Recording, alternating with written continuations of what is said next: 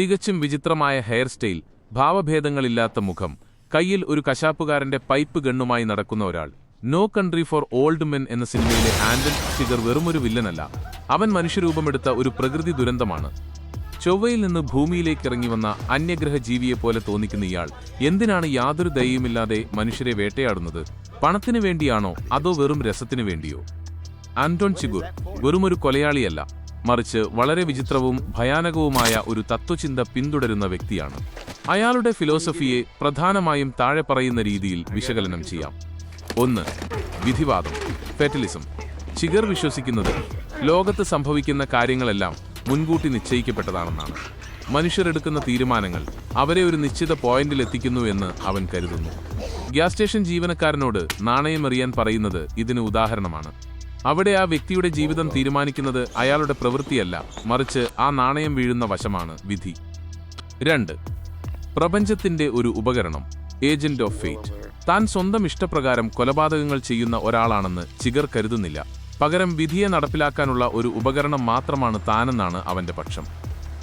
നിങ്ങൾ ഈ നാണയം എറിയുന്ന അവസ്ഥയിൽ എത്തിച്ചേർന്നത് നിങ്ങളുടെ തീരുമാനങ്ങൾ മൂലമാണ്, ഞാൻ വെറും നിമിത്തം മാത്രം എന്നതാണ് അയാളുടെ ലൈൻ. 3. തത്വങ്ങളോടുള്ള കടുപ്പമേറിയ മനോഭാവം, സ്ട്രിക്റ്റ് അഡ്ഹിയറൻസ് ടു റൂൾസ്. ചിഗർ ഒരു അധാർമികവാദി, അമോറലാണെന്ന് തോന്നാമെങ്കിലും അയാൾക്ക് അയാളുടേതായ ചില നിയമങ്ങളുണ്ട്. അവൻ പണത്തിനോ വികാരങ്ങൾക്കോ വേണ്ടിയല്ല കൊല്ലുന്നത്. താൻ കൊടുത്ത വാക്ക് പാലിക്കാനോ അല്ലെങ്കിൽ തന്റെ നിയമങ്ങൾ നടപ്പിലാക്കാനോ ആണ് അവൻ ശ്രമിക്കുന്നത്. ലെവലിൻ മോസിനോട് അവന്റെ ഭാര്യയെ കൊല്ലുമെന്ന് പറഞ്ഞാൽ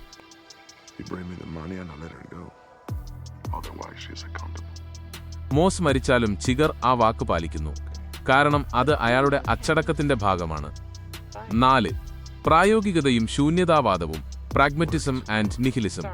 അവൻ തികച്ചും പ്രായോഗികതയിൽ വിശ്വസിക്കുന്ന ആളാണ്.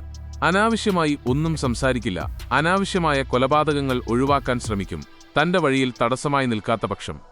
മനുഷ്യജീവന് അയാൾ യാതൊരു വിലയും നൽകുന്നില്ല. ഇതൊരുതരം നിഹിലിസം അഥവാ ശൂന്യതാവാദത്തെ സൂചിപ്പിക്കുന്നു. ലോകത്തിന് ഒരു അർത്ഥവുമില്ലെന്നും എല്ലാം യാദൃശ്ചികമാണെന്നും അവൻ വിശ്വസിക്കുന്നു. 5. അജയ്യമായ ഒരു ശക്തി.